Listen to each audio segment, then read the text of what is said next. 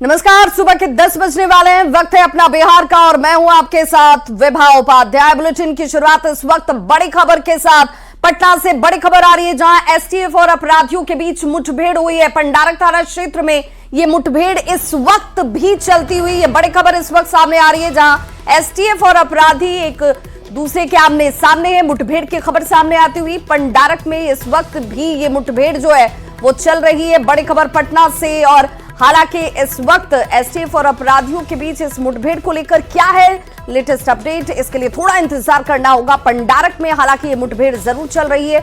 अपराधियों की संख्या क्या है, इससे लेकर भी जानकारी लेंगे। संवाददाता अमित हमारे साथ इस वक्त ज्यादा जानकारी के साथ वो लाइन पर जुड़ गया। अमित, क्या जानकारी मिल रही है? अपराधियों की संख्या कितनी है और कितनी देर से ये इस वक्त मुठभेड़ चलती हुई? देखिए, ये मुठभेड़ जो है वो सुबह ही शुरू हुई है, जो अभी भी जारी है। रह करके एसटीएफ और अपराधियों के बीच में जो है गोलीबारी हो रही है। और जो जानकारी मिली है एसटीएफ के सूत्रों के अनुसार, इस इलाके का एक दुर्दांत अपराधी है और उसके गिरोह के जो सदस्य हैं वो यहाँ पे जमा हुए थे। और इसकी सूचना एसटीएफ को जब लगी तो मौके पे एसटीएफ की टीम पहुंची है। पहले एसटीएफ की टीम इन्हें गिरफ्तार करना चाहा, आत्मसमर्पण करने के लिए कहा, लेकिन जो अपराधी तत्व हैं वो एसटीएफ के ऊपर जो है हवाई फायरिंग पहले किया उन्होंने, फिर एसटीएफ के ऊपर ही गोलीबारी करनी शुरू कर दी, जिसके जवाबी कार्रवाई करते हुए एसटीएफ ने भी गोलीबारी की है। और फिलहाल मुठभेड़ जो है वो रुक रुक करके अंतराल पे ये जारी है। कितने देर ये मुठभेड़ चलेगी और इस पूरे मामले में जो अपडेट्स है वो हम दर्शकों को बताएंगे जब पूरी जानकारी। अमित, जरा इस इलाके के बारे में हमारे दर्शकों को बताइए, चूंकि जिस इलाके के पास ये मुठभेड़ इस वक्त चल रही है, एहतियाती तौर पर क्या कदम उठाए गए हैं? देखिए, ये इलाका जो है वो काफी दुर्दांत इलाका है। और एक वक्त था जब इसी इलाके से अनंत सिंह भी आते थे। बार और मोकामा का ये बीच का इलाका है पंडारक, जहाँ पे कई आपराधिक संगठन जो है वो सक्रिय रहते हैं। और समय समय पर वर्चस्व की लड़ाई भी एक दूसरे में आपराधिक गुटों के बीच में देखने को मिलती है। लेकिन आज जो है एसटीएफ को ये सूचना मिली थी कि एक आपराधिक गिरोह के जो सदस्य हैं सरगना समेत वो वहां पे जमा हुए हैं किसी बड़े आपराधिक घटना को अंजाम देने। बिल्कुल, और देखना होगा कि कब तक ये अपराधी एसटीएफ की गिरफ्त में आ पाते हैं। बहुत बहुत शुक्रिया अमित, तमाम जानकारी के लिए। करेंगे बड़ी खबर का। गोपालगंज से बड़ी खबर आ रही है। गोपालगंज में तेजाब कांड, युवक को तेजाब से नहला दिया गया है। बारात में ऑर्केस्ट्रा देखने के लिए युवक पहुंचा हुआ था और इस वक्त जो जानकारी है बताया जा रहा है कि युवक की स्थिति गंभीर है। इलाज इस वक्त चलता हुआ। गोपालपुर थाने के सपहा गांव की यह घटना है। ऑर्केस्ट्रा देखने के लिए युवक पहुंचा हुआ था। संवाददाता गोविंद हमारे साथ इस वक्त ज्यादा जानकारी के साथ वो लाइन पर जुड़ चुके हैं। गोविंद, क्या जानकारी मिल रही है? इससे पूरी घटना के पीछे आखिर वजह क्या रही? देखिए, ये पूरा मामला गोपालपुर थाने के सपहा गांव के पास की है, जहां पर कल रात में युवक कमलेश माझी जो है वो बारात में ऑर्केस्ट्रा देखने गया था, जहां पर इसके साथ मारपीट की गई। उसके बाद तेजाब से इसे नहला दिया गया। आज सुबह में बेहोशी हालत में गांव के पास ही मिला, जिसके बाद आसपास के लोगों की मदद से इलाज के लिए सदर अस्पताल में लाया गया है, जहाँ डॉक्टरों की टीम ने इलाज की। उसके बाद उसकी हालत गंभीर बताते हुए बेहतर इलाज के लिए मेडिकल कॉलेज पटना रेफर किया गया है। जो घटना है वो रात की बताई जा रही है। घटना की वजह क्या है ये अभी साफ नहीं हो सका है। हालांकि गोपालगंज के जो एसपी हैं अवधेश दीक्षित, उनसे हमारी बात हुई है। उन्होंने कहा कि पूरे मामले में एसआईटी की टीम का गठन किया गया है और पुलिस जांच कर रही है कि किस तरह से ये घटना हुई और कौन कौन लोग इसमें शामिल हैं। लेकिन बड़ी बात है कि तेजाब आखिर कहाँ से पहुंचा, ऐसे हमले क्यों किए गए, क्योंकि इसके पहले भी गोपालगंज के जादूपुर थाना क्षेत्र के दुखहरण गांव में एक बुजुर्ग को तेजाब से नहलाया गया था और उसके ठीक 3 महीने बाद ये दूसरी तेजाब कांड की घटना हुई है। बिल्कुल, और ऐसी घटनाओं के पीछे लोगों की मानसिकता और या कि इसके पहले कोई और पुरानी रंजिश रही क्या, ये भी एक बड़ा सवाल है। बहुत बहुत शुक्रिया गोविंद तमाम जानकारी के लिए। कांग्रेस ने सोशल मीडिया से गायब वाला पोस्ट अब हटा दिया है। कांग्रेस ने गायब वाले एक्स पर किए गए पोस्ट को ही डिलीट कर दिया है। आपको बताते चलें कि कांग्रेस के इस पोस्ट पर दिल्ली से लेकर पटना तक जमकर बयानबाजी हुई। बीजेपी ने कांग्रेस पर खूब जुबानी तीर चलाया। हालांकि अब पार्टी के सोशल मीडिया प्लेटफॉर्म से इस पोस्ट को डिलीट कर दिया गया है। इसके बाद अब बीजेपी लगातार हमलावर नजर आती है। कांग्रेस ने अब ये गायब वाला पोस्ट ही गायब कर दिया है।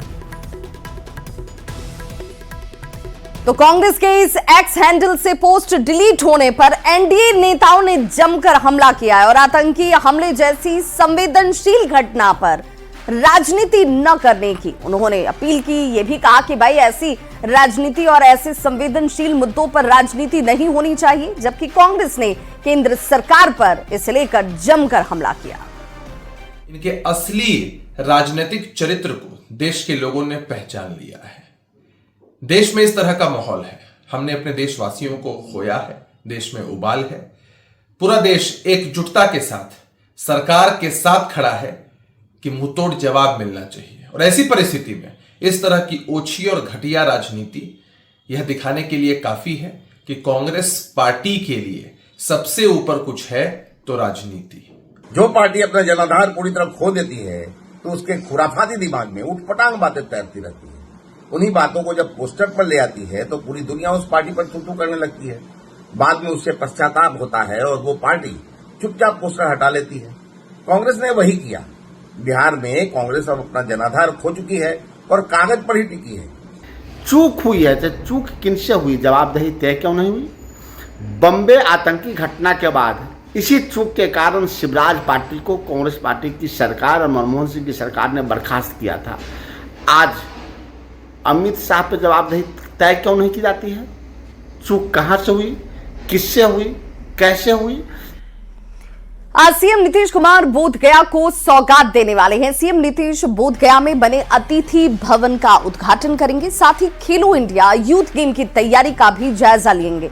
सीएम नीतीश बेपाड और बोधगया के महाबोधि सांस्कृतिक केंद्र के पास बने राज्य अतिथि गृह का उद्घाटन करने वाले और मुख्यमंत्री के आगमन को लेकर सुरक्षा के कड़े प्रबंध किए गए हैं। सारी तैयारियां इस वक्त पूरी कर ली गई हैं। तस्वीरें आपके सामने हैं जहां मुख्यमंत्री नीतीश कुमार पहुंचेंगे और अतिथि गृह का उद्घाटन बोधगया में उनकी तरफ से किया जाएगा। खेलो इंडिया में सब लोग भाग लेंगे।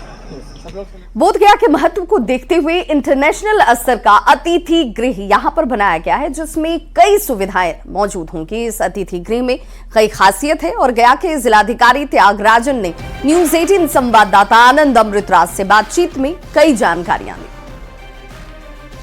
वक्त हमारे साथ मौजूद हैं गया के जिलाधिकारी त्यागराजन सर। सर, आज जो अतिथि गृह का उद्घाटन है, क्या है इसकी खासियत सर, और कितना फायदा मिलेगा इसके बनने से? माननीय मुख्यमंत्री जी के निर्देश के आलोक में बोधगया में अंतर्राष्ट्रीय स्तर के उच्च कोटि के महाबोधि अतिथि गृह का निर्माण हुआ है। इसका संचालन प्रारंभ के लिए आज माननीय मुख्यमंत्री जी का आगमन है। खुशी की बात है कि बोधगया वासियों के लिए, राष्ट्रीय एवं अंतर्राष्ट्रीय पर्यटकों के लिए काफ़ी हद तक सुविधाएं बढ़ेगी। और खुशी की बात है कि आईटीसी जैसे उच्च कोटि के हॉस्पिटैलिटी सेक्टर के कंपनी द्वारा ये संचालित होंगे और जो भी अंतर्राष्ट्रीय पर्यटक आएंगे या वीवीआईपीस आएंगे, सभी लोगों को उच्च कोटि की सुविधा मिलेगी। ये बोधगया के लिए, गया वासियों के लिए बहुत खुशी का दिन है। आज मैं जिला वासियों को इस अवसर पर शुभकामनाएं भी देना चाहूँगा। और सर, इसके अंदर क्या क्या खासियत है? 110 रूम्स हैं, प्रेसिडेंशियल सूट्स हैं, वीआईपी सूट्स हैं, डीलक्स रूम्स हैं, बाकी सूट्स भी हैं, स्विमिंग पूल हैं, स्पा है और यहाँ पर कुछ रूम से महाबोधि मंदिर का डायरेक्ट साइट भी आएगा और बहुत सुंदर वातावरण में बनाया गया है। साथ में बगल में आप देख सकते हैं महाबोधि सांस्कृतिक केंद्र का निर्माण मई 2022 में इसका उद्घाटन हुआ था और इसमें कई अंतर्राष्ट्रीय और राष्ट्रीय स्तर के कार्यक्रम आयोजित होते रहते हैं। अब इन कार्यक्रमों में भाग लेने वाले को भी यह रहने का सुविधा बहुत ही अहम रहेगी और काफ़ी महत्व रहेगा। तो ये था हमारे साथ गया के जिलाधिकारी। कैमरामैन मनीष जुनेजा के साथ आनंद अमृतराज, न्यूज 18 नेटवर्क, बोधगया। बिहार में ताड़ी पर सियासत बेहद गर्म है। एलजेपीआरवी ने इस मुद्दे पर तेजस्वी यादव पर राजनीति करने का आरोप लगाया। जहानाबाद में पार्टी के प्रदेश उपाध्यक्ष रानी कुमारी ने कहा कि एलजेपीआरवी साल 2022 से पासी समाज की लड़ाई लड़ रही है। तेजस्वी चुनाव आते इस मुद्दे पर राजनीति कर रहे हैं। राष्ट्रीय अध्यक्ष जब पासी समाज के लिए अन्याय के विरुद्ध चरणबद्ध आंदोलन किए थे, उस समय चुनाव नहीं थी, उस समय समाज की बात करते थे। आज भी वो समाज की बात कर रहे हैं। मैं तेजस्वी जी से पूछना चाहती हूँ कि जिस समय 2016 में जब एक कानून बना था शराबबंदी और ताड़ी का, उस समय क्यों ना आप झूठे वादों के और अथी करके अपने समाज के लिए कल्याण किए थे? अब आपको पासी समाज याद आ रही है, इसलिए पासी इनके बहलावे फुसलावे में नहीं पड़ने वाले हैं। महागठबंधन में अब तक सीएम फेस पर कोई बातचीत ही नहीं हुई है, पर आरजेडी के नेता और खुद तेजस्वी यादव भी बार बार अपने लिए एक मौका जरूर मांग रहे हैं। भामाशाह के सम्मान में रखे गए कार्यक्रम में तेजस्वी यादव ने एक बार फिर से अपने लिए एक मौका मांगा और तेजस्वी के मौका मांगने पर एनडीए के नेता उन पर तंज कस रहे हैं। एनडीए का कहना है कि जनता इस साल तो क्या अगले 7 जन तक तेजस्वी को सीएम नहीं बनाएगी। तेजस्वी यादव को मुख्यमंत्री बनने से रोक ले। मौका था भामाशाह जयंती समारोह का। आरजेडी कार्यकर्ताओं ने चांदी का मुकुट पहनाकर तेजस्वी यादव का स्वागत किया और फिर एक सुर में आरजेडी के सभी नेता तेजस्वी को एक बार सीएम बनने का मौका देने की मांग करने लगे। वैश्य समाज का व्यवसायी एक होकर के तेजस्वी यादव जी को मत दे करके मात्र 5 से 6% वोट और देंगे तो कोई मायका लाभ नहीं है कि हमारे नेता तेजस्वी यादव को मुख्यमंत्री बनने से रोक ले।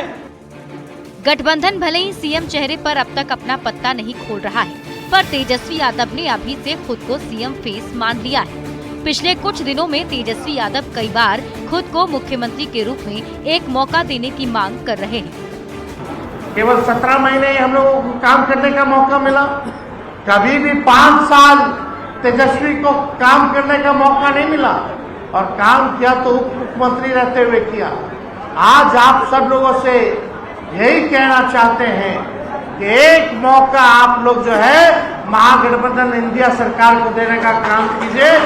तेजस्वी यादव का बयान आते ही बीजेपी ने चुटकी ली और कहा कि तेजस्वी यादव मान ना मान मैं तेरा मेहमान वाली बात कर रहे हैं। जनाब तेजस्वी यादव की हालत हो गई है मान ना मान मैं तेरा मेहमान। गठबंधन उन्हें मुख्यमंत्री का चेहरा मानने को तैयार नहीं, थोड़ा भी भाव दे नहीं रहा।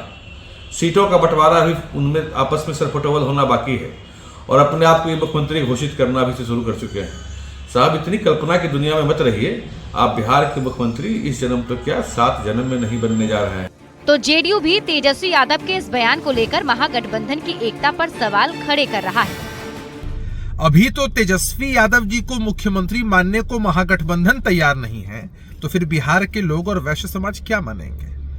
और तेजस्वी जी उसी वैश्य समाज से अपील कर रहे हैं जिस वैश्य समाज को इनके शासनकाल में इतना प्रताड़ित किया गया, पलायन को मजबूर हुए, इनकी दुकानें लूट ली गई। तेजस्वी यादव को इसलिए भी घेर रहा है क्योंकि उनके अपने ही सहयोगी उनकी इस दावेदारी को ये कहकर कमजोर कर दे रहे हैं कि सीएम फेस का फैसला नतीजों के बाद होगा। इंडिया गठबंधन में सारी चीजों की समय फिक्स है। समय आने पे आपका सीएम चेहरा भी दिख जाएगा। इंडिया अलायंस का नेतृत्व तेजस्वी जी कर रहे हैं और उनका जो अधिकार है वो जनता के सामने मांग रहे हैं। बहुमत के बाद तो मेरे ख्याल से बहुत कुछ सवाल बचता नहीं है। गठबंधन होता है, उसके जो बड़े दल होते हैं, बड़े दल के जो नेता होते हैं, आमतौर पर यही, इसलिए इसमें कुछ चेहरे का सवाल नहीं। सीएम फेस को लेकर महागठबंधन में माथापच्ची जारी है। देखना होगा कि कांग्रेस और बाकी दल टिकट बंटवारे से पहले तेजस्वी के चेहरे पर राजी होते हैं या फिर ये पहेली चुनाव तक बनी रहेगी। न्यूज़ 18 के लिए पटना से संवाददाता रवि एस नारायण की रिपोर्ट। और सूत्रों के हवाले से इस वक्त बड़ी खबर आ रही है। निलंबित आईएएस संजीव हंस पर ईडी का बड़ा खुलासा सामने आया, जिसमें 1 करोड़ रुपए घूस लेने का आरोप लगा है। मुंबई के एक फर्म से घूस लेने का यह आरोप और पूर्व केंद्रीय मंत्री का निजी सचिव रहते हुए घूस लेने का आरोप। खुद संजीव हंस के दोस्त के पूछताछ के बाद यह खुलासा हुआ है। दोस्त विपुल बंसल बिचौलिए की भूमिका में था। इसी शख्स ने यह खुलासा किया है। पूर्व केंद्रीय मंत्री के पीएस थे हंस और इसी दौरान 1 करोड़ रुपए घूस के तौर पर लिए गए। तो सूत्रों के हवाले से यह बड़ी खबर, बिचौलिए की भूमिका में जो दोस्त था उस दोस्त ने यह खुलासा किया है कि 1 करोड़ रुपए घूस के तौर पर संजीव हंस की तरफ से लिए गए। तो दोस्त विपुल बंसल ये वो शख्स है जिससे पूछताछ की गई। पूछताछ के बाद इस शख्स ने जो खुलासा किया है उससे और ज्यादा परेशानी इस वक्त संजीव हंस की बढ़ती हुई।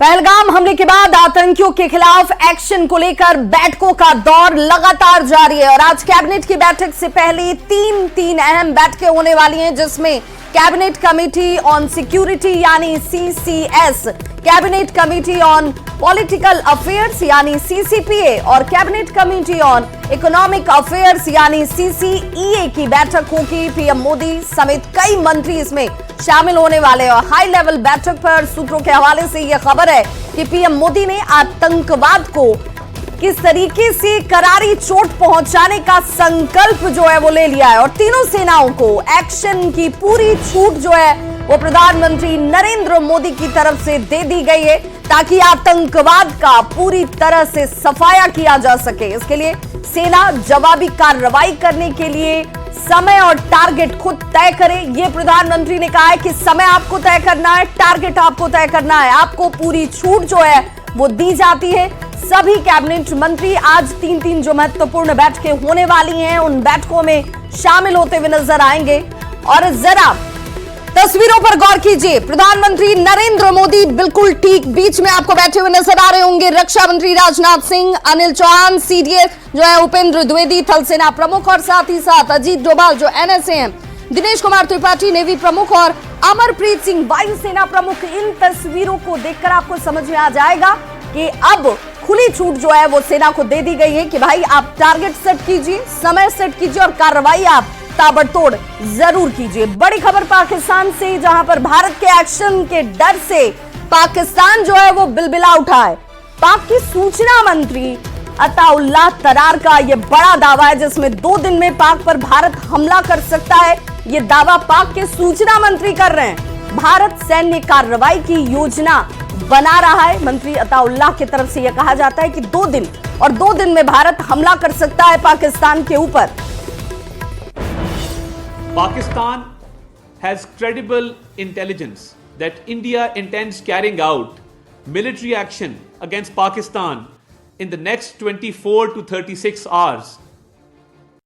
और बड़ी खबर LOC से आ रही है, जहां LOC पर पाकिस्तान ने फायरिंग की है। भारतीय सेना ने पाकिस्तान को करारा और मुंहतोड़ जवाब यहां LOC पर दिया है, लाइन ऑफ कंट्रोल, जहां पर पाकिस्तान की तरफ से बार बार फायरिंग की जा रही है। जो बॉर्डर का इलाका है उस इलाके में उसकी तरफ से यहां पर फायरिंग की जाती हुई जम्मू के अखनूर सेक्टर में पाक सेना ने गोलीबारी की है और उसका मुंहतोड़ जवाब भारतीय सेना की तरफ से इस वक्त दिया जाता हुआ। और एक और बड़ी खबर, पटना में RSS और बीजेपी की बड़ी बैठक। 2 दिन के दौरे पर BL संतोष जो है वो पटना पहुंच रहे हैं और बीजेपी के राष्ट्रीय संगठन महामंत्री हैं BL संतोष, जिनकी तरफ से यह बैठक 1 बजे विजय निकेतन संघ कार्यालय में यह बैठक होगी। संघ और बिहार बीजेपी के बड़े नेता जो हैं वो इस बैठक में शामिल होने वाले हैं। कल भी बीजेपी कार्यालय में यह बैठक होगी। संवाददाता शैलेंद्र हमारे साथ इस वक्त जुड़ चुके हैं ज्यादा जानकारी के साथ। शैलेंद्र, इस बैठक का क्या है एजेंडा, किस परिप्रेक्ष्य में यह बैठक होने वाली है? हाँ बिल्कुल, देखिए बिहार में विधानसभा का चुनाव है और कहीं न कहीं विधानसभा चुनाव के पहले बीजेपी के संगठन राष्ट्रीय महामंत्री BL संतोष का बिहार दौरा काफी महत्वपूर्ण है। कल देर रात वो पटना पहुंच चुके हैं और आज सुबह से ही पार्टी के अलग अलग नेताओं से उनकी मुलाकात भी हो रही है और खास तौर पर संघ कार्यालय जो पटना राजेंद्र नगर स्थित संघ कार्यालय है वहां पर भी बैठक होगी। वहां पर भी संघ और बिहार प्रदेश भाजपा के जो बड़े नेता हैं वो वहां पर पहुंचेंगे और वहां पर बातचीत होगी, बैठक होगी, तमाम रणनीतियां तय होंगी कि चुनाव में किस तरीके से चुनावी मैदान में उतरना है। और खास करके जो बीजेपी का जो संगठन महापर्व था उस पर्व के बाद अब जो समीक्षा है वो एक तरीके से हो रही है और BL संतोष हर राज्य में जा रहे हैं और वहां जाकर के जो संगठन के काम है वो उसकी समीक्षा कर रहे हैं और उसी दौरान में बिल्कुल। और इस बैठक पर सबकी निगाहें टिकी हुई हैं कि बैठक के बाद किस तरीके से चुनावी रणनीति को जमीन पर उतारा जाता है। बहुत बहुत शुक्रिया शैलेंद्र जानकारी के लिए। आज अक्षय तृतीया है और इस मौके पर भागलपुर में श्रद्धालुओं ने आस्था की डुबकी लगाई। बरारी गंगा घाट पर लोगों ने उत्तरवाहिनी गंगा में स्नान किया और अपने परिवार के लिए सुख समृद्धि की कामना की। आज अक्षय तृतीया है, ऐसे में भागलपुर के सभी गंगा घाट पर श्रद्धालुओं की भीड़ देखी जा रही है। भागलपुर सहित आसपास के इलाकों से काफी संख्या में लोग गंगा स्नान करने के लिए भागलपुर के बरारी सीढ़ी घाट पहुंच रहे हैं। कहाँ से आए हैं? मिर्जा भागलपुर मिर्जाघाट से। किस लिए आना हुआ है? नहाने आए कि आज अच्छा तृतीया का दिन है तो शुद्ध दिन है, गंगा माई का शुद्ध जल से स्नान करने आए। तो स्नान कर लिए? हाँ, स्नान कर लिए, पूजा उजा कर लिए। क्या मांगे गंगा मैया? गंगा मांगे बाल बच्चा परिवार सुखी रहे, दुनिया संसार सुखी रहे, उसके पीछे मेरे भी बाल बच्चा सुखी रहे, गंगा माई सबका बाल बच्चा सुखी रखे। कितना महत्वपूर्ण होता है आज के दिन? बहुत महत्वपूर्ण है आज का दिन, बहुत साल का सबसे बड़ा महत्वपूर्ण है अक्षय तृतीया। हम लोग तो बहुत मतलब 15-20 साल से कर रहे हैं। 15-20 साल से। और सबके लिए दुआ मांगते हैं, बाल पूरा संसार के लिए, अपने बाल बच्चा सबके लिए दुआ मांगते हैं। सबके खुश रहे बाल बच्चा, सबके मुँह देख के बाल बच्चा खुशी रहे, जैसे मैया को देख के खुशी है इसलिए मैया सबको बाल बच्चा देख खुशी हो। पुतुल देवी। चलिए देखिए, ये भागलपुर का बरारी सीढ़ी गंगा घाट है और यहाँ पर अक्षय तृतीया के दिन काफी संख्या में लोग स्नान करने के लिए पहुंचे हुए हैं। विकास कुमार सिंह, न्यूज़ 18 भागलपुर। तो इस बुलेटिन में बस इतना ही, लेकिन न्यूज़ 18 बिहार झारखंड पर खबरों का सिलसिला लगातार जारी है।